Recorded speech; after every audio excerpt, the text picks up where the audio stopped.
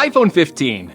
Yeah, I know. You're probably sick of every Apple tech creator in the space right now making a video about this topic for the 100th time in a row.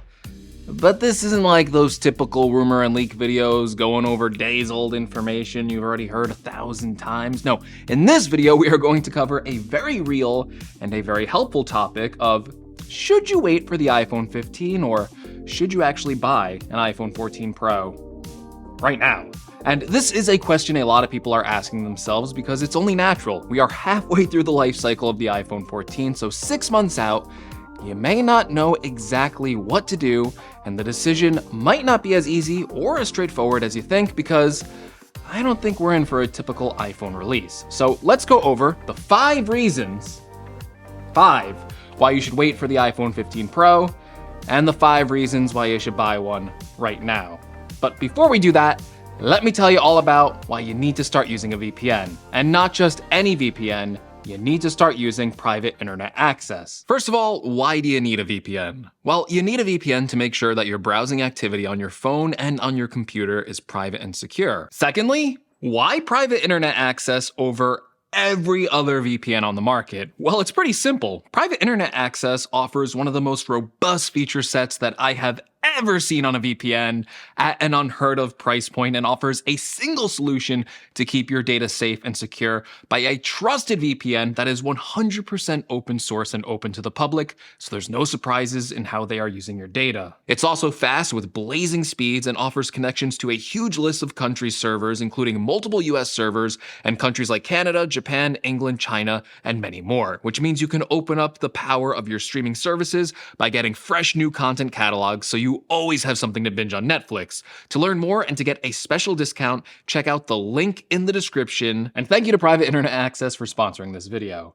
Now, I think the first reason to wait for the new iPhone 15 is for a new design. Yes, the iPhone body has been unchanged for the last 3 iterations, from the iPhone 12 to the iPhone 14. It's sporting the same flat-sided aluminum or stainless steel sides with similar bezel sizes, and even the regular iPhone 14 still has a notch instead of the new dynamic island design, which was exclusive to the Pro models this year. Well, for this year, we are going to be getting a new redesign for the iPhone 15.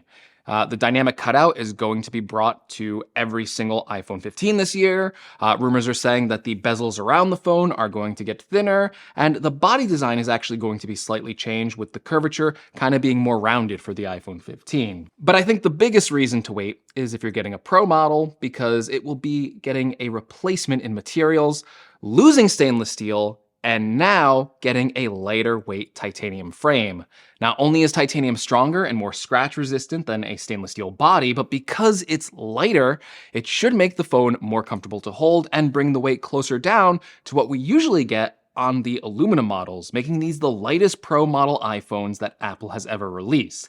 And it's going to look quite different because it's not going to be that shiny stainless steel material. Rumors are saying it's going to be more matte finish. The titanium probably means it's going to be a little bit more grippier and less prone to fingerprint smudges. Another change that was floating around was that Apple was going to get rid of the mute switch in favor of a new kind of toggle button, but it was going to actually have like solid state feedback. But recent rumors are basically saying that's not happening anymore due to some production issues. However, just because there's production issues on this kind of like haptic button, the solid state button, it doesn't necessarily mean that the mute switch isn't going away. Like, there's still a chance, I think, that Apple might not include the mute switch on this iPhone 15 Pro, and I think they might replace it with a new kind of action button similar to the Apple Watch Ultra. And yeah, I do kind of like the mute switch, so at first I was like kind of sad to hear this, but that negative actually turned into a positive the more I thought about it, because the action button could be a great addition to the iPhone 15 Pro. Why? Well, because I think this would be an even more useful feature on the iPhone than it already is on the Apple Watch Ultra. Because besides having quick access to useful things like setting a timer or activating the flashlight, the action button on the iPhone could be mapped to access really powerful features like a Siri shortcut, or what I personally plan to use this for, if this is a feature, a dedicated camera button to quickly launch the camera app and take photos with it.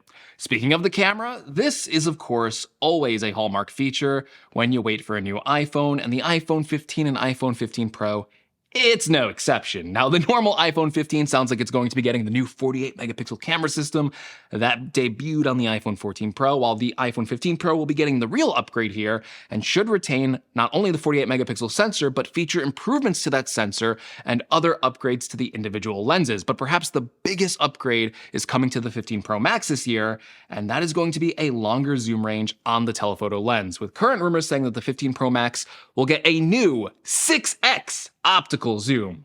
That is perhaps one of the biggest reasons to wait for the iPhone 15.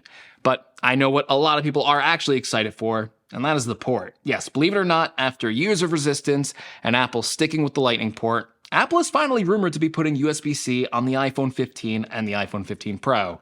However, there are some weird rumors regarding USB-C saying that the iPhone 15 may get slower USB 2.0 speeds, and only the Pro model would have the faster USB 3 speeds. And while this could potentially be a negative for the iPhone 15, maybe we'll talk about that later.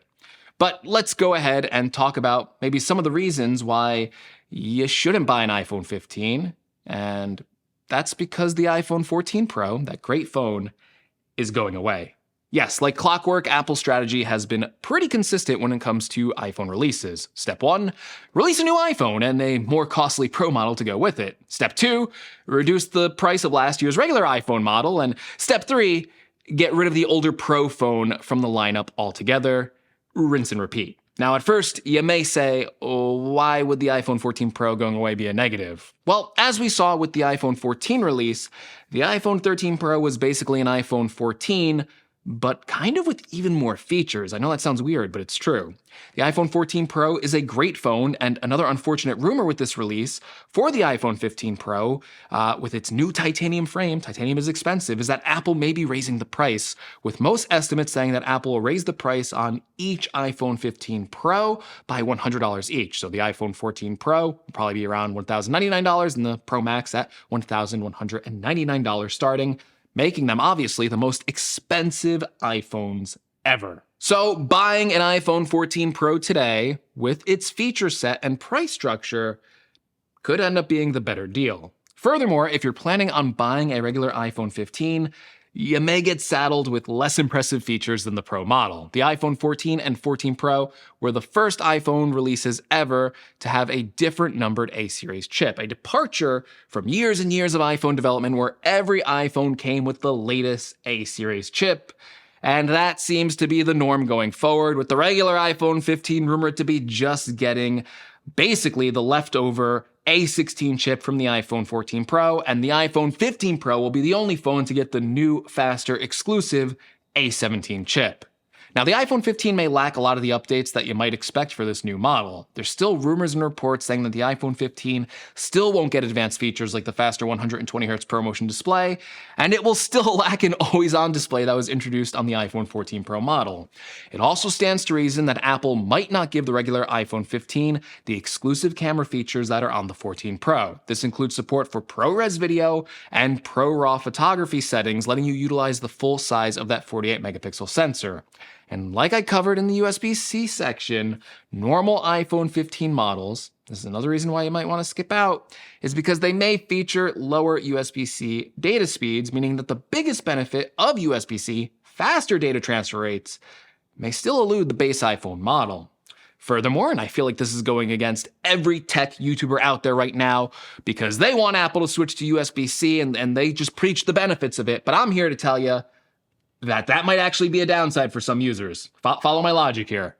Remember when Apple switched away from the 30-pin connector to Lightning? The Lightning port was better in every way, right? It was smaller, it was reversible, but when Apple switched to the Lightning cable, users didn't see it that way. They saw it as a cash grab from Apple because they had to buy all new cables and accessories for their iPhones and their iPads, and basically any 30-pin cable or accessory became useless overnight. The same thing could happen with the iPhone 15 when it switches to USB-C. If you live in a more Lightning ecosystem than a USB-C ecosystem, maybe even a lot of your products don't use USB-C right now, this may actually be a downgrade to you, especially if you already have expensive accessories that work with the Lightning port that may require adapters or entirely new accessories that you would need to buy for your new iPhone model. For some users, they already have a ton of Lightning cables and accessories ready to go, and it might actually make more sense to pick up an iPhone 14 or an iPhone 14 Pro today to make sure that you can keep using those lightning cables and accessories for years to come. All right, now let me be frank here.